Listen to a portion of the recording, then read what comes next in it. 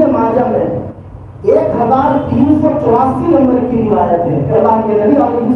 السلام نے ارشاد فرمایا اذا كانت ليلة النصف من شعبان فقوموا ليلها وصوموا نهارها، کہ جب شعبان کی 15ویں رات آئے، آج ہے نا، آج کی رات کے بارے میں کیا فرماتے ہیں حضور؟ جب شعبان کی 15ویں رات آئے تو تم رات میں عبادت کرو۔ دوسری چیز فرمائی وصوموا نہارها، تم اس دن کا روزہ رکھو۔ یہ دو چیزیں آپ نے بتائی، لیکن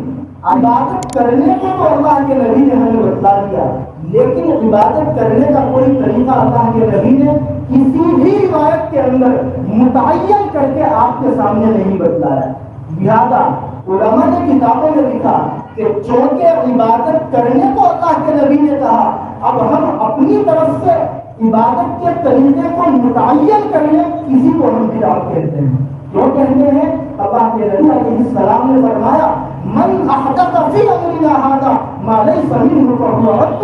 کہ ہماری اس شریعت کے اندر، ہمارے اس مذہب اسلام کے اندر جو انسان ایسے طریقے کو جاری کرے گا جو طریقہ قرآن اور حدیث میں نہ ہو، اس کو رد کر دیا جائے گا، اس کو مانا نہیں جائے گا۔ یہ بات اس لیے کہہ رہا ہوں، آج ہی مجھے ہمارے ایک رفیق نے ایک کلپ بھیجی اور کہا کہ اس کے بارے میں بتائیے کیا خیال ہے۔ میں نے اس کو سنا،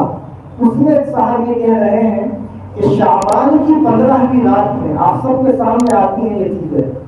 ہم عبادت اس طریقے سے کریں کہ 2 رکعت نماز نفل کی نیت باندھے۔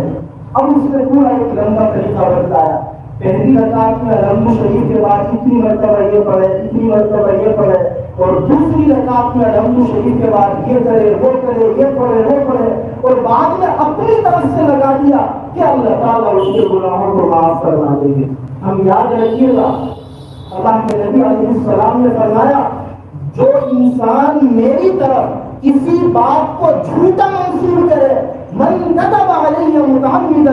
جو کسی روایت کو یہ کہہ کر کے بیان کرے کہ اللہ کے نبی نے یہ بیان کیا اور میں نے وہ بیان نہ کیا ہو، آپ نے فرمایا صاف الفاظ ہے فلیتبوأ مقعدہ من النار، کہ یہ جھوٹی روایت بیان کرنے والا اپنا ٹھکانہ جہنم میں بنا لے۔ یہ ذکر کر کے مجھے یہ بات کہنی تھی کہ آج کی رات کے بارے میں وہ جو 2 رکعت والی من گھڑت روایت ہے وہ جھوٹی ہے، اللہ کے نبی کی طرف کسی نے غلط منسوب کی ہے۔ عبادت کے بارے میں تو آپ نے فرمایا کہ تم رات میں عبادت کرو، لیکن عبادت کا کوئی طریقہ کسی بھی روایت کے اندر اللہ کے نبی نے متعین نہیں کیا۔